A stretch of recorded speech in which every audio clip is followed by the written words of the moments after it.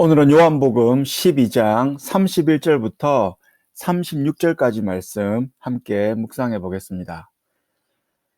여러분, 내가 믿는 하나님과 성경이 말씀하시는 하나님이 있는데요. 이것이 일치하십니까? 아니면 일치하지 않으십니까? 종종 우리는 우리가 상상하는 하나님을 믿곤 합니다. 우리가 기대하는 하나님을 믿습니다. 그러니까 성경에서 말씀하시는 하나님이 아니라 내가 바라고 내가 기대하는 하나님을 만들어 놓고 그것을 믿곤 하죠. 이 번영신학이 그 중에 하나인데요. 이 번영신학에 보면 고난과 십자가가 없습니다. 그냥 번영만 이야기합니다. 예수 믿으면 잘 된다 이것만 고집하고 이야기하죠. 고난과 십자가가 없는 하나님은 기독교가 믿는 하나님이 아닙니다. 성경이 믿는 하나님이 아닌 것이죠. 오늘 본문도 그런데요. 유대인들이 믿고 있었던 하나님이 있었어요. 34절에 나오죠. 이에 무리가 대답하되 우리는 율법에서 그리스도가 영원히 계신다함을 들었거늘 너는 어찌하여 인자가 들려야 하리라 하느냐. 이 인자는 누구냐라고 말합니다. 이게 무슨 말이냐면 여기서 말하는 율법은 구약 성경인데요. 구약 성경에 보면 메시아가 그리스도가 영원히 계신다라고 적혀 있다는 거예요. 사무엘하 7장 13절이 그 중에 한 예인데요.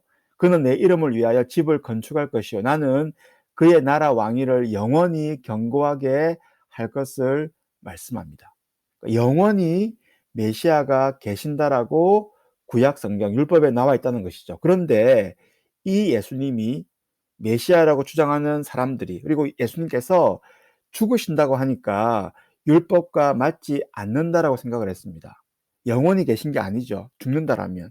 그래서 이 유대인들이 문제를 제기하고 있습니다. 예수님의 주장이 31절인데요. 이제 이 세상에 대한 심판이 이르렀으니 이 세상의 임금 사탄이죠. 쫓겨나리라. 내가 땅에서 들리면 모든 사람을 내게로 이끌겠노라 하시니 이렇게 말씀하시면 자기가 어떠한 죽음으로 죽을 것을 보이심이었습니다. 예수님의 십자가 죽음과 그리고 부활 그리고 성천을 이야기하시죠. 그런데 이것이 율법에 어긋난다라고 생각을 했습니다. 영원히 계신다라는 그 말씀과 상치된다라고 생각을 했어요. 하지만 예수님의 주장이 무엇입니까?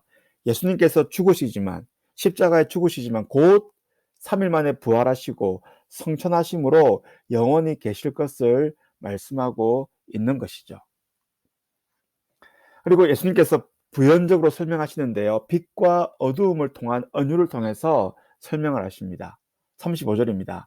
예수께서 이러시되 아직 잠시 동안 빛이 너희 중에 있으니 빛이 있을 동안에 다녀 어둠에 붙잡히지 않게 하라. 어둠에 다니는 자는 그 가는 곳을 알지 못하느니라. 너희에게 아직 빛이 있을 동안에 빛을 믿으라. 그리하면 빛의 아들이 될 것을 말씀합니다. 무슨 말씀인가요? 바로 결단을 요청하죠. 율법을 바르게 알아서 예수님이 함께하는 동안 결단을 하라는 요청입니다. 그리스도를 배척하지 말고 예수님을 메시아로 받아들이라는 것이죠. 우리도 마찬가지입니다. 이 땅에 숨쉬고 있는 동안 이 바로 기회의 시간이죠. 그때 예수님을 우리의 주님으로 구세주로 결단하라는 요청과 일맥상통합니다. 삶의 적용인데요. 여러분이 믿는 하나님이 누구십니까? 성경이 말씀하고 있는 그 하나님이십니까? 무엇을 믿고 있나요? 어떤 하나님을 믿고 있나요? 우리가 제대로 성경에서 말하는 하나님을 알기 위해서는 성경을 알아야 됩니다. 그러니까 성경에서 말하는 그 하나님을 믿어야 돼요. 그렇지 않으면 엉뚱한 신을 믿게 되죠. 우상을 따르게 되고요.